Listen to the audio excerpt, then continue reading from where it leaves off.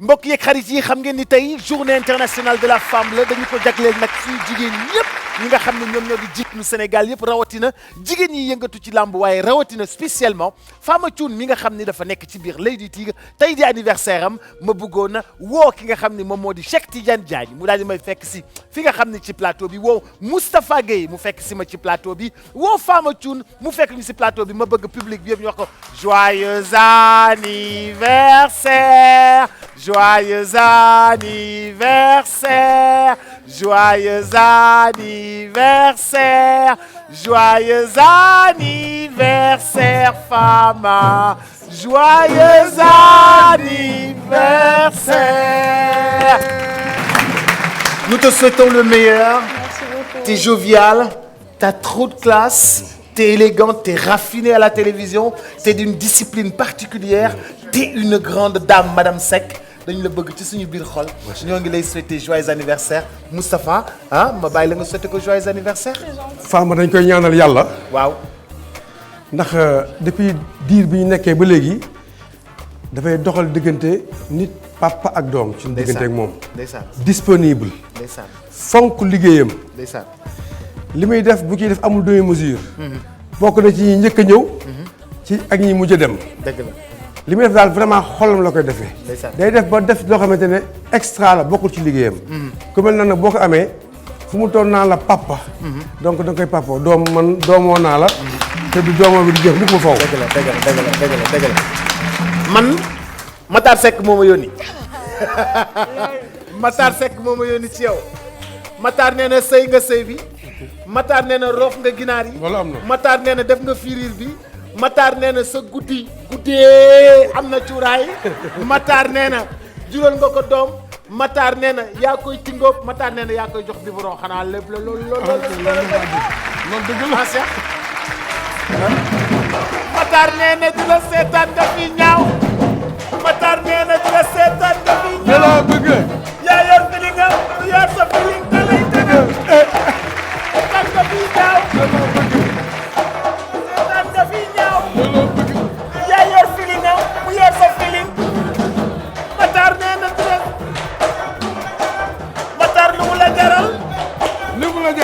moo Matar lu mu la jaral. Fama lu mu la jaral. moo Matar lu mu la jaral.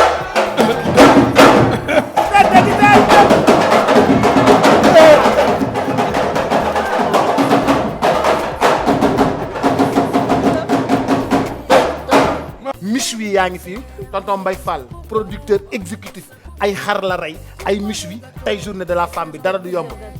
plusieurs gâteaux benn gâteau ngi nii beneen gâteau ngi nii beneen gâteau ngi nii beneen gâteau ngi fële beneen gâteau ngi fële. ak yi mu jot a livré sama ak yi mu jot a livré sa kër ak Michoui yi tege nii ma ne producteur exécutif fii nee na Pache.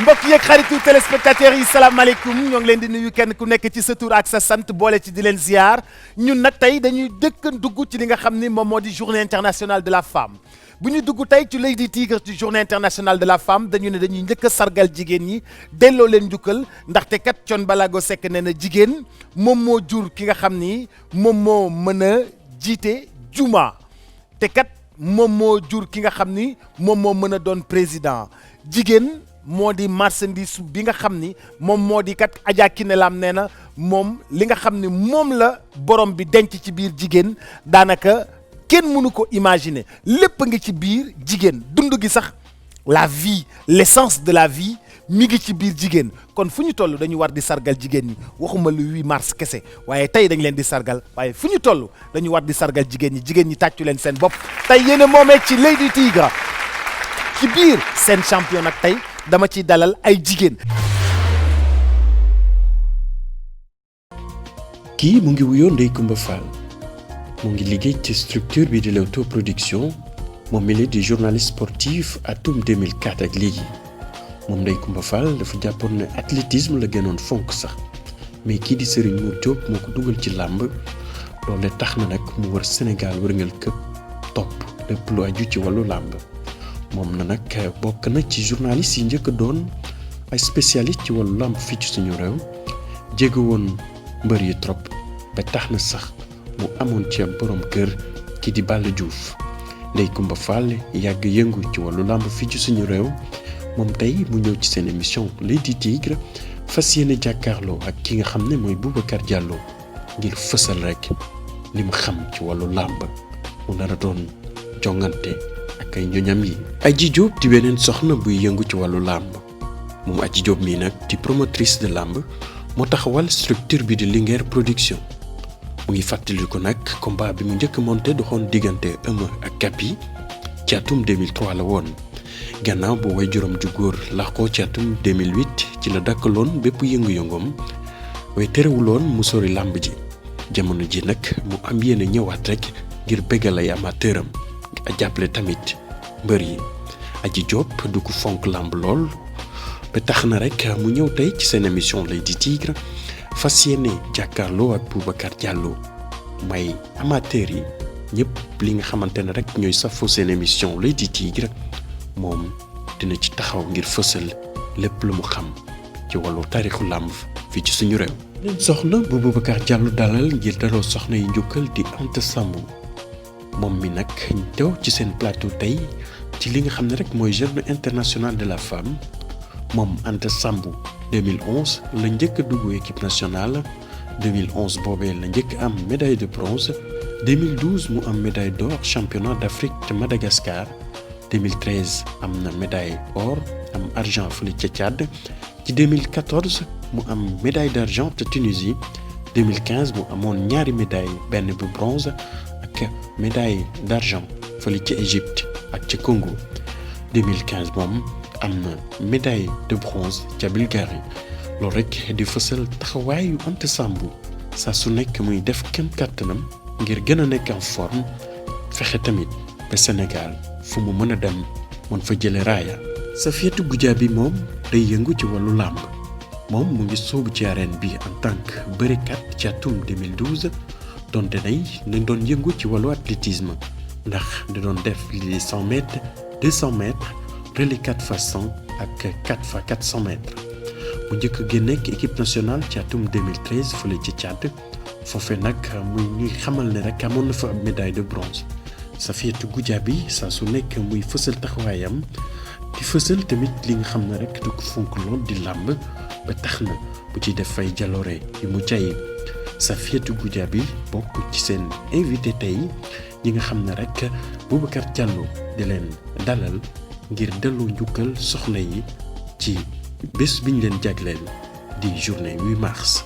Ngëti Sey di reporteru làmb ca Joko FM moom mi nag dafa jàpp ne ci atum 1992 la njëkk a dugg ci làmb atum 2008 la njëkk amal reportage am fële ci Rufisque.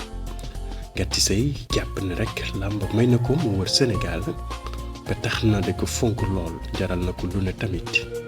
Ngëti Sey saa su nekk muy fësal xam-xamam ci wàllu làmb moom Ngëti Sey dafa jàpp ne rek daanaka mooy jigéen bu njëkk doon reporteru làmb fii ci suñu réew loole may na ko tamit mu am ci xam-xam bu muy rafetlu.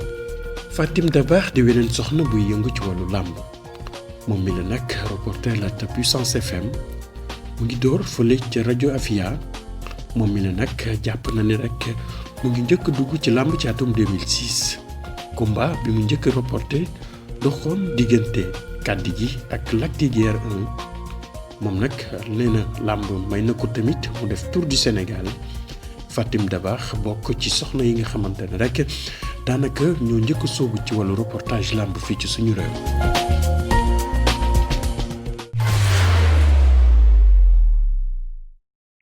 Comme journée de la femme la main de Maria mooy suñuy maquilleuse mooy ñëw di maquiller sur le plateau dama lay jox léegi benn bon.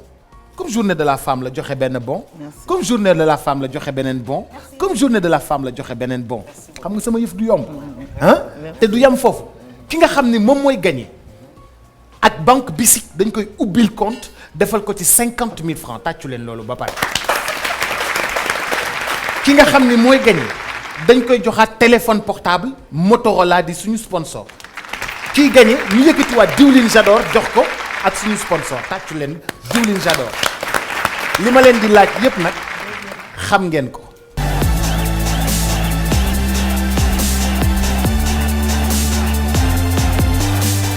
dama leen naan kii kan la ma jox leen ay indices ngeen jéem a chercher mais à tout prix xam ngeen ko attention su ngeen ko xamee da ngeen di bës fii boo bësee mu tàkk boo trouver réponse bi am nga 10 points d'accord yéen ci làmb ngeen di yëngatu Ndeye Coumba yow journaliste nga bés bu la maire yi gagné bés bu la maire yi gagné tàccu leen ko bés bu la maire yi gagné dama la bëgg yóbbu ci internet bi yóbbu la ci internet bi def la ni maire yi ñoo la gagné aywa ma jàll ci laaj bu njëkk Maawa boo paree ñu dem kii kan la dama di mbër boo xam ni mbër mu ndaw la di xale bu ndaw gars yi sax dañ may naan mais non est-ce que yow âge bi ngay wax moom nga am man maa ngi bokk écurie lébu gi. ama neex Ndeye Coumba 10 points tàccu leen Ndeye Coumba Ndeye Coumba non xoolal non profito na daal di nekk tàcc affaire bi mais nañu xaar attention suivre leen bu baax ça demande beaucoup de concentration ba tey kii kan la dama bëree grand combat le dimanche 21 mars 2010 ci stade Demba Diop waaw. Balla Gaye 2. pardon. Balla Gaye 2. dëgg la Balla Gaye 2. ah. victoire de Balla Gaye 2 sur Modou Lo le 21 mars 2010 tàccu leen ko bu baax a baax a baax a baax a baax. Ndeye Coumba yaa ngi noggatu maire yi teel ngaa noggatu maire yi attention ñi ngi jëm ci journée de la femme ci biir journée de la femme bi xam ngeen ni dañoo invité ñi nga xam ne ñoom ñoo di ay jigéen yu yëngatu ci làmb ñoom la ñuy waxtaanal ci biir rubrique kii kan la bu Sen Champion ñu ne kii nu mu tudd moom mooy deuxième vice-président wu CNG chargé kii kan la ñu ne Ngati Seye. professeur Ramon Diouf. professeur Ramon Diouf Ngati Seye 10 points Ngati dàqil ma Ndeye Coumba Ngati dàqil ma ko bu ko may dara dàqil ma ko non Ngati dàqil ma ko bu ko may dara journée de la femme la waxuñu journée des jeunes filles dañu ne journée des mamans waaw c'est bien attention déglu leen question bi bu baax maa ngi bokk ci écurie Caaroy Mbooloo ngàcc ah xaaral ma posé question bi ba pare maa ngi bokk ci écurie Caaroy Mbooloo ki nga xam ni moom moo ma daan man Pape Sène moo ma daan Yanda moo ma daan Boy Bawol moo ma daan Naaru Sokaas moo ma daan Wulli 2 moo ma daan man mi bokk ci écurie bi Pikine Mbooloo waaye man maa daan Koña. trompeur. trompeur.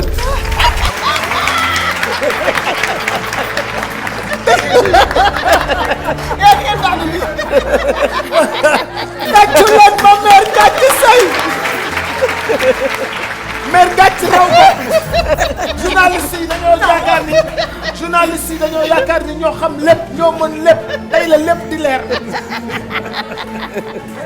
attention ba tey kii kan la boo dégloo question bi bu tuuti rek di nga mën a xam maa ngi bokk ci écurie Fass dama di poulain wu ki nga xam ni moom la ñuy wax moo daanu mel ni moo daan Moustapha Gueye poulain wam laa Fatim Dabakh non Fatim Dabakh moo bës moo tàkkale question bi.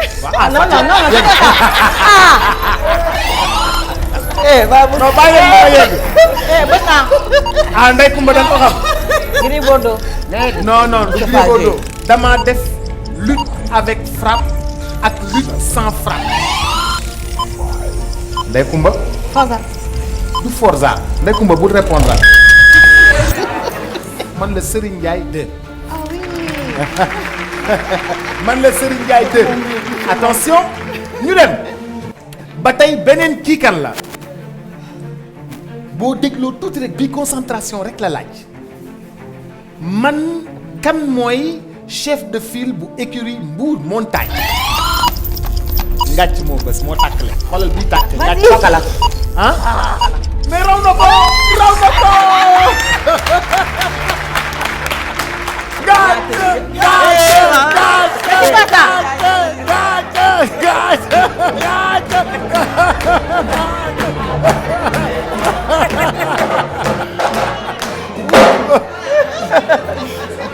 déjà 30 points pour Ngath, 20 points pour Ndeye Coumba, 0 pour Adji Diop, 0 pour Fatim.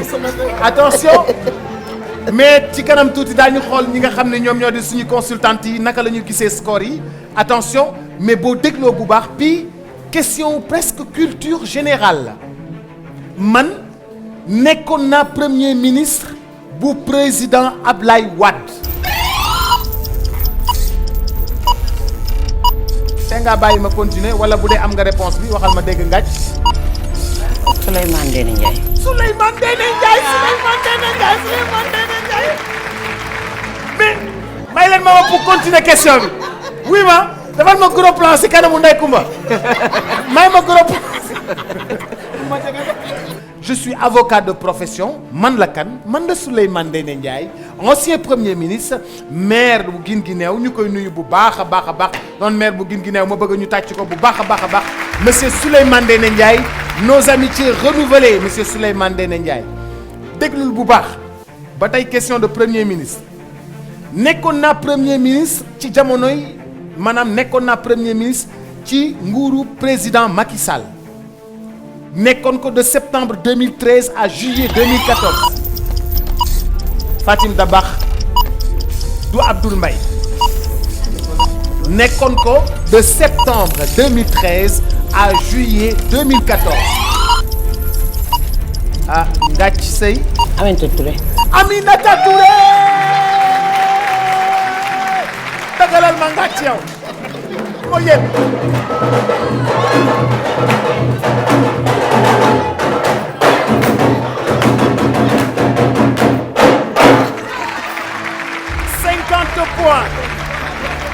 man la Aminata Touré ma bëgg jigéen ju mën góor googu ñu tàcc ko bu baax a baax a baax a baax di madame le premier ministre Aminata Touré di ko renouveler suñu amitié di ko encourager bu baax a baax a baax a baax di ko nuyu te di ko ziar tata Aminata Touré vraiment une femme d'une simplicité légendaire ma bëggoon ñu tàccuwaat ko bu baax a baax madame Aminata Touré. alors léegi nag question yi may ñëw question de règlement la Mao. boo amee possibilité nga defal ma serré ci kanamu Ndeye Coumba s'il te plaît.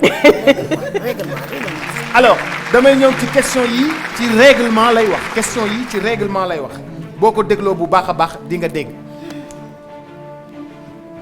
déglul ci règlement kan moo chargé di statuer ci li nga xam ni moom moo di recevabilité wu dossier wu amende dossier wu demande de licence xaaral Ndeye Coumba vas-y xaaral ma yeggali ndax présidence CNG la ndax secrétariat général bu CNG la ndax direction administrative waaw Ndeye Coumba. direction administrative. dëgg la direction administrative Ndeye Coumba marqué na 10 points ñëwaat ci question de règlement ñu ne licence bu ñu koy délivrer ndax dafa valable une saison Ndeye Coumba sa yaram tàng na de. une saison. ah une saison. dëgg la licence bi dafa valable une saison. waa ci leen Ndeye Coumba bu baax a baax a baax ah kon yow li nga doon wax wóoru la. si. non wóoru la. si une saison li nga defee yes wóoru la. parce que maa ngi ñëw. yaa ngi ñëw maa ngi ñëw. de yaa ngi ci 40 mi ngi ci 50. voilà. donc Ndeye Coumba sori woo de. voilà. ñu tàccu Ndeye Coumba bu baax a baax a baax a baax alors à mi-chemin dama bëggoon laaj Safiatou Goudiaby alors naka nga gisee maanaam score yi fi ñu toll ki nga xam ne moom moo di Ngath Seye mi ngi ci 50 jëla micro bi kii di Ndeye Coumba mi ngi ci Ndeye Coumba Fall mi ngi ci 40 Adji Diop mi ngi ci 20 Fatim mi ngi ci 0 Fatim Dabakh mi ngi ci 20 non mi ngi ci 0 noo jàngatee score yi. waaw ni ma ko jàngatee mooy ñaar ñee ñoo leen gën a concentré wu. ñoo leen gën a concentré wu. waaw waaw kii di Anta noo jàngee score yi. bon score bi mun naa wax ñaari ñi ñoo gën a concentré wu te ku gën a gaaw tamit mooy. gën a gaaw waaw foog nga gën a gaaw. waaw ah mais lan ngay digal Fatim Dabakh. ñu concentré wu tuuti te ñu gën a déglu gaaw ci question appui yi waaw. te gën a gaaw ak Adji Diop merci beaucoup alors gannaaw loolu nga xam ni moom moo di maanaam question yooyu dañuy ñëw nag bi yoon Maawo ci kii kan la bët kii di nes 1 2 3 wala 4 ban moo ci bëtu nes Ndey Kumba ban moo ci bëtam 3. ah 3. numéro 3 bi Maawo ñu dem ba xam dëgg la 3 moom mooy bëtu nees 50-50 comme au basket on dira 50 à tàccu leen Ndey Kumba ngi si yoon bi mu ngi ñëw Vamos. Ndey Kumba lu la dal li la war a woon daaw du ma dal Ndey Kumba lu la dal li ma daloon daaw du ma dal Ndey Kumba lu la dal li ma daloon daaw du ma dal attention Mao Kenn laajagul. Ndey Kumba du ma may ma yàq sama naak ne leen ko mu may ma fu ma yàqee sama naak boog Ndey Kumba kon baax na 2. Ndey Kumba ban nga wax 2. du moom kon nag trouvé woo ah Fatim Dabax bëtu Vandam ban la ci yi 1 kon trouvé na Fatim Dabax def na fukki poñ Fatim Dabax def na fukki poñ ah Fatim Dabax kenn du yow ah mais journée internationale de la femme bi seere na trop Ndey Kumba mi ngi ci 50 points Ngath Sey mi ngi ci 50 points Ndey Kumba moom journaliste sportif la Ngath moom mi ngi nekk rajo Jokko FM Fatim Dabax marqué na 10 points ma bëgg ñu tàcc ko bu baax a baax Aji Diop nag moo dugalagul Dama am ay dëkk. Aji Diop daa lekk dëxin bala moo ñëw te dëxin boo ko lekkee day 10 à la télévision non c'est confirmé pour faire une émission de télé avant d'aller à la télévision il faut pas manger du dëxin dëxin dafa 10 te boo ñu la lekkee dëxin ñëw ci plateau télévision vous avez tendance à dormir alors beneen yoon booy ñëw da ngay lekk salade une bonne salade d'avocat crevettes crudité des tomates hein comme ça dégg nga bu jël dëxin na aywa concentration le bii laaj lii présentation la sama papa mësta nekk roi des arènes mais bëri na làmb ak tournoi ju mag boo xam ni waaw nga ci sëy Papa Sow. ah Papa Sow. déedéet du Papa Sow ngàcc bul tontuwaat sama papa mësta nekk roi des arènes mais bëri na tournoi de lutte boo xam ni demi-finale tournoi bi ba mu aboutiré ki nga xam ni moom moo di Manga 2 moom moo jël couronne tournoi ba. Sa Thiès. yow Fatim Dabax dafa baax kon Fatim Dabax Fatim bëgg naa la laaj sa tur bi lu ci dugal Dabax bëgg Dabax rek. yow yaroo Tiwaawan bëgg maam Dabax ah tàccu leen Fatim waay Sa Thiès di doomu Double Less di rakki Balla Gaye 2 nga xam ni prochain adversaire am mooy Boy Niang doomu Dogal lamb jooju kenn du ko mën a arbitrer kenn du ko mën a àtte ndax lamb jooju nit dina ko mën a arbitrer ndax lamb jooju nit dina ko mën a àtte ah Fatim Dabax loo gis ci boobu lamb.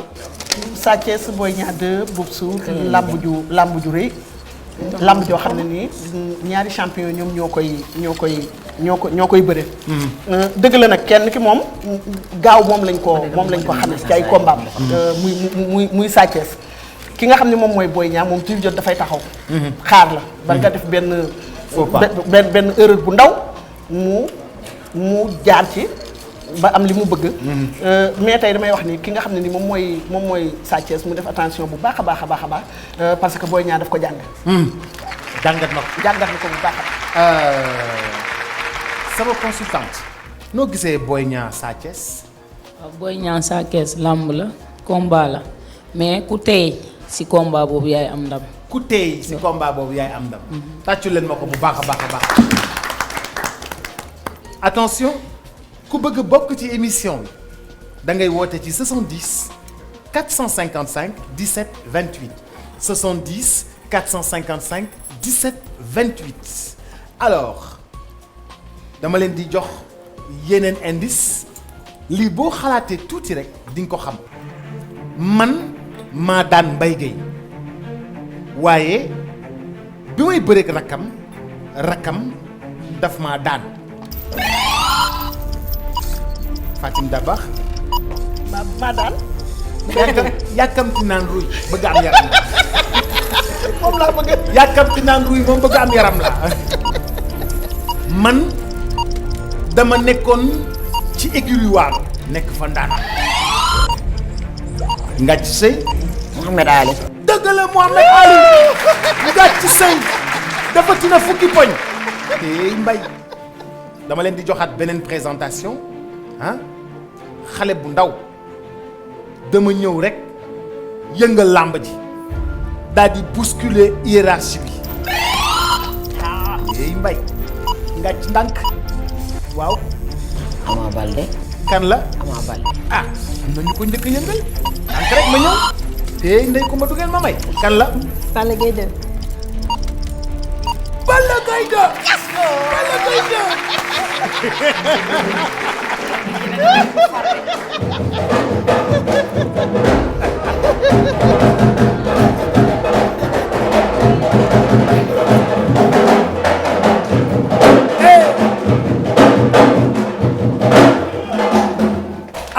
Ndeye Coumba daanaka dugal na benn point ndeysaan dugal na beneen 10 points vraiment gars yi duñ la bàyyi sax nga teg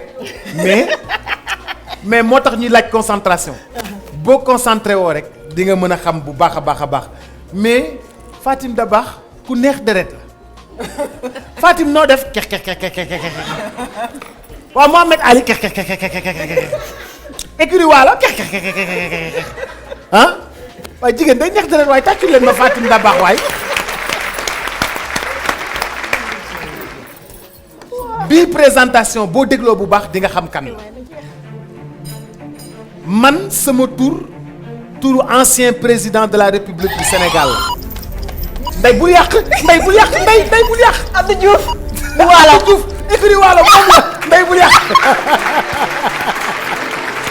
70 points Ndeye Coumba Fall elle passe devant tàcc leen ko bu baax a baax a baax a baax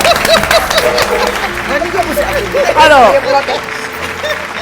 attention Ndeye Coumba comme journaliste dañ ko défier ne ko dañuy bañ maire yi gañe la bés bu la maire yi gañe dañ lay bind def la ci internet bi ba pare defar la ay affiche 4x4 affiché la ci réew mi yëpp ñëpp di la waxtaane ah alors loxo bi ñu ngi ci gis nga loxo. non Aji Diop moo may rey xaaral aji dafa yaru. non Aji wuy ma yow tiimaleel sa loxo fii rek lu ma wax rek bësal boo xamee boo xamul bësal Aji boo xamee boo parce que Aji sànq pour moom dégguñu ko à la régie mais Aji day toog ba si yàgg mu ne waaye du ngeen ma may 10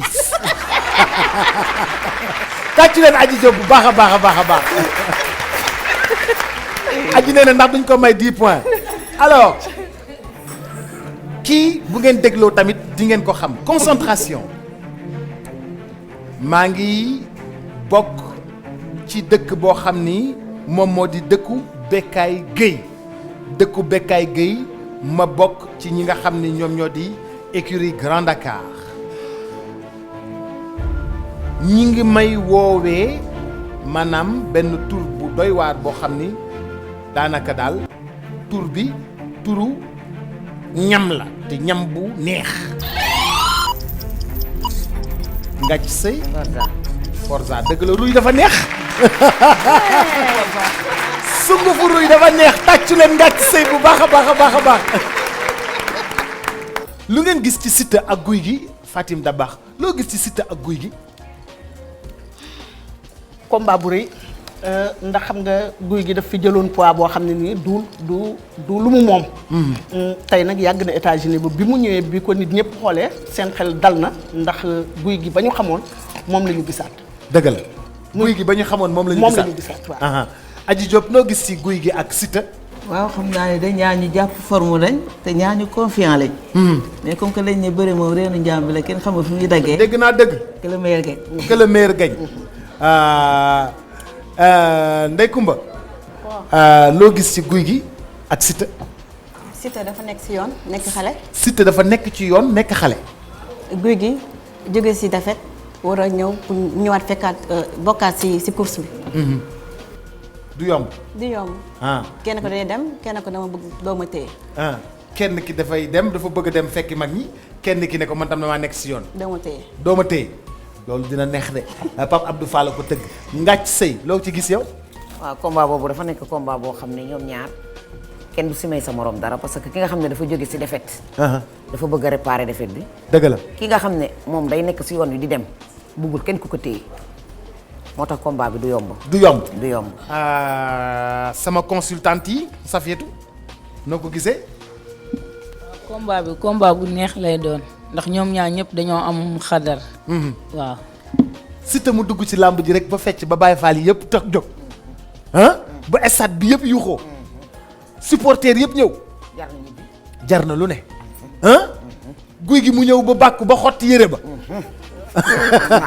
ah waaw dëgg la. ma indi sama BMW ci làmb ji mu jël ko daw bëgg a fel nit ñi ah éy mbay boobu combat Pape Abdou Fall defati nga affaire attention bii ku gën a gaaw parce que question yi difficile ku gën a gaaw mais dama leen di jox bi nga xam ni moom moo mujj ci li nga xam ni moom moo di présentation yi bi mujj ci présentation yi may ñëw ci soog a ñëw ci yi nga xam ni moom moo di ki gën a gaaw attention sama papa dafa di ancien ténor des arènes am na juróomi doom wala boog ay jarbaat ah mbër mii nga xam ni kat moom moo di Pape Jules Pathé Ndeye Coumba Falaye Baldé.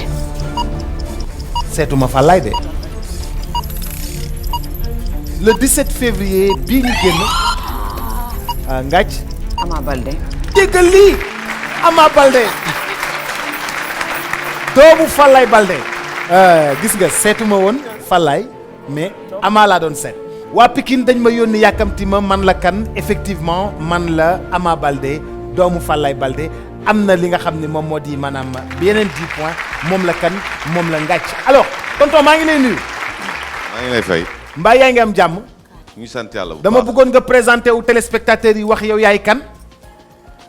man la Bourkhane Wade manager de lutte maa yor Boy Niang. yow yaa yor Boy Niang. waaw. ma ne yow mi yor Boy Niang. dafa mel ni am nga soxla de fan yi di ñëw. soxla bu rëy sax. soxla bu rëy parce que ni nga xam ni noonu la ñu ngéntee Boy Niang xaalisu làmb noonu la ñu ngéntee Sa Thiès xaalisu làmb sa làmb jii di ñëw. diggante Boy Niang ak Sa Thiès noo ko appréhendé. sama ñaari doom lañu parce que Double Less sama xarit la. ndeysaan. te maa ngi ñoom a dëkk mais combat la boo xam ni nee naa presque lu war a mat 5 ans ngi nii ñu koy wax amul Tafa Gueye mii toog bëggoon na ko. mais boobu temps seen cachet soriwul woon bëgguma ko woon parce que su fekkoon ni teeloon nañu bëre avantage bi ñu am tey ji duñ ko am. loolu tax ma ne sama ñaari doom lañu dama leen doon wutal te li ma leen wutal actuellement yegg nañ ci. ndeysaan. waaye nag li ma bëgg mooy Boy Niang daan ko jël bu gaaw. te yomb te kenn bañ a gaañ. kenn bañ a gaañ. jërëjëf joxal ma micro bi ki nga dendal. ku baax maa ngi lay nuyu. waaw Boubacar maa ngi lay fay. ba yaa ngi am jàmm. waaw maa ngi am jàmm bu baax a baax. waaw yow la kan. waaw man la Alioune Gueye. promoteur mais aussi manager de lutte. manager de lutte koy manager. waaw bare na lutteurs yu bëre maa leen di manager. mënuma ko lim. te mënoo ko lim mbiru làmb la koo limul mu mer. waaw dëgg la. noo gisee la làmb Boy Niang ak ki nga xam ni moom moo di Sa Thiès. waaw làmb boobu moom c'est du 50-50. parce que fii mu toll ñoom ñaar ñëpp boo xoolee palmarès yu baax lañ def. tey boo pronostiqué ci kenn da nga far rek. waaw mais ñoom ñaar ku si nekk war na mën a bëree. war na mën a daan moromam. ku si nekk am nga ay qualité. kii kenn ki attaquant la kenn ki day xaar. donc yow miy dem xamoo looy fekki moom yow mi ñuy fekk si aussi xamoo waa ji bu ñëwee lu muy indi. donc ku si pronostiqué rek da nga faral. da nga far waaw. noo gisee Siteu ak Guy gi. waaw Siteu ak Guy gi dañoo gis ni Guy gi dafa dem jëloon lu nga xam ne moomu ko muy poids. mu dem jëndiwaat poids bi daal di dellusiwaat mais keroog dafa ba mu tuusee dafa am lu ma jaaxal parce que dama ko gis mu tuus teel a sonn. j'ai pas compris. xaw ma nag ndax premier souffle la mooy yéex a génn. wala lan la ba xam poids bi est-ce que dañ na complètement aussi loolu aussi je donne ma langue. attention bi yoon nag damay ñëw ci question yoo xam ni yomb na lool waaye nag attention déglu leen bu baax concentration Adji Diop lii war nga ko xam ban année la woon premier combat Baboy Bombardier. 2006. 2006 la effectivement Ndeye Coumba marqué na 10 points alors ban année la woon combat Modou Lo Balla Gaye 2 Ndeye Coumba. 2012. daanu nga. Fatim. 2004 lamba ju mag gi. 2004. du woon 2004. 2011. du woon 2011 soriwu ko. non yow amatoo droit répondre yéen ñett ñëpp amatoo droit répondre ngàcc yow rek yaa fi am droit répondre xamuloo ko. c'était en 2010. joxal ma micro bi Moustapha Gueye. Moustapha Gueye moo consultant Escalité ñu àndandoog moom ci li nga xam ne moom moo di tey suñu l'œil du tigre bu spécial bi nga xam ne dañ ko jagleel jigéen ñi may koy gërëm bu baax a baax Moustapha ki nga xam ni moom moo di ngàcc damaa gis nga faral ko di tàcc lool lu tax nga faral ngàcc mi. waaw Boubacar xam nga su ma faralee ngàcc nag sama yeneen jigéen ñi dañ may mere. waaw mais nag mais gis naa nga tàcc ko. dama ko tàcc parce que dama ko supporté nag xam nga dañ ne ñaari ginaar sax bu jeexee nga faral kenn kii. waaw wax dëgg yàlla tey jii mun naa bañ sax nëbb sama faral mais vraiment nag. ngàcc laa faral ko. ngàcc nga faral mu leen nañu waaw. ok Moustapha maa ngi fàttaliku léegi nii diggante en 2010 daanaka ñoom jàppuñu date bi diggante Balla Gaye 2 ak Modou Lo mais loolu làmb jolo joo xam ni dootu fi amati la woon ci wàllu tension de. wàllu tension wàllu mystique wàllu xiironte xeex bi ci mbedd bi. li ci xewoon ci làmb jooju. Boubacar dafa extraordinaire woon mais loolu nag lu làmb demandé la. dëgg la làmb bu xewee lewet doom du am sens te promoteur bi xelam du dal donc làmb dafay laaj mu am tension am bruit mais mu nekk dans la sportivité. ñaari mbir yi ku nekk xam na ne ak lu coow bari lu coow xuloo bari bu ñu daanantee da ngay gis ñu kottante raayante fóonante ku ne dem sa yoon mais par contre nag avant nag ñii dañuy excité wu parce que far mooy am mais combat boobu daal bokk na ci combat yoo xamante ne dugg na ci xolu Sénégalais yi. Sénégalais duñ ko fàtteeti mukk ba Elaa yu mu dindi parce que combat bu importance la woon. reporter bu mag boobu di El Hadj Bekkaay Mbaye ne woon na kuy tëggati làmb jooju bu ma woo ndax demoon nañu ba ñoom sax ak waa 2STV yi ñu menacé leen de mort. exactement loolu mooy tension bi may wax rek. ndax ne woon nañu dañu far. lañu doon jiiñ waaw doon far sax mais xale yi ñoo seen tension moo mel noonu rek des fois nit wax analyse wax xalaatam ñu gisee ko neneen alors kii wax nag nit la comme yow rek day wax xalaatam mi ngi mel ni Moustapha Gueye boo toog laaj ko ne ko Balla Gaye ak Modou Lo ku mën wala ñoom ñaar ku dàq bëre mais su fekkente ne bëgg naa wax dëgg rek bu nit ñuy dégg damay yëkkati kàddu wax su ma bëggul wax nag damay nuancé daal ne ñoom ñaar ñëpp rek ñoo yem 50-50 mais 50-50 dafa raar ci discipline. foog nga ne diw a dàq bëre wala diw moo dàq xeex wala kii moo mën a bëre ay tànk wala kii moo mën a bëre wet. loolu mooy problème mu supporter rek mbër yi. waaw moo tax tension di am. Mao Cissé mi réalisé woon làmb jooju dañ ko menacé woon sax de mort. mais kan moo ko menacé woon déjà. dañ ko menacé woon de mort je m'en rappelle très bien. parce que làmb jooju tension boobu mu amoon est-ce que yaakaar nga ni Moustapha Gueye làmb jooju dañ ko tëggati Modou Lo ak Balla Gaye 2 yaakaar nga ni dinañ ko tëggati. waaw jaadu na parce que Modou Lo ak loo mënti waxee rek xelam mi ci Balla Gaye 2 ndax mbër lañ ne boo ko daanee. parce que dafa nekk tâche ci carrière am. exactement mbër moom bu ñu ko daanee moom da koy jaral sax moom mirage boppam ci lu mu am daanaat sax dem torox làmb moo baaxoo noonu képp kuy mbër ku la daan rek bëgg ngaa fayu. ñu xam ne kon Balla Gaye daanoon na Modou Lo léegi ñu naan juróom-ñetti at ci ginnaaw làmb na doxaat bis na xëy na ba boole leen ñu bëriwaat soit Balla Gaye tollanti ko ñaari yoon wala Modou Lo jël revanche am ñu xaar la bel. mais Balla Gaye dafa bañ ne dootul ba dafa ne woon dootuma bëreeteeg moom de. loolu la wax carrément. waaw waxoon na ma ne jaaxal dootuma moo ko bëreeteeg parce que déet actuellement. wala ay temps la woon. ay jamono la woon ci ay jamono day laaj la gis nga rek mooy le cas. de Gris Bordeaux Balla Gaye nii bi taxaw nii tey. ci ay jamono ku nekk xam na ne Balla Gaye da doon défier Gris Bordeaux. Gris Bordeaux ëppoon ko cote jox ko woon chance. tey jii dem nañ nag ñoom ñaar ba par force lamb boole leen. lamb boolewaat leen. balaa may continuer Fatim Dabax yaakaar nga ni Modou Lo ak Balla Gaye dinañu bëreeteen. ñoom ñaar il faut ñu bërewaat xam nga Balla Gaye. il faut que ñu bërewaat. il faut ñu bërewaat. obligé. c'est obligé. Adji Diop loo ci gis. dëgg yàlla il faut ñu daabaliwaat moom. foog ñu bërewaat. Ndeye Coumba loo ci gis. foog ñu bërewaat te mooy xeeñ. foog ñu bërewaat. te mooy xeeñ. te mooy xel. mooy xeeñ. mooy xeeñ. Balla Gaye ak Modou Lo day xeeñ. Ngàcc. foog ñu bëri parce que lamb moo boole na leen ndaxte. kii dafa bëgg. gars yi nee nañ ma Boups yaa ngi ruube de. waaw nee ma Boups yaa ngi ruube de ruube ma damay laajte rek.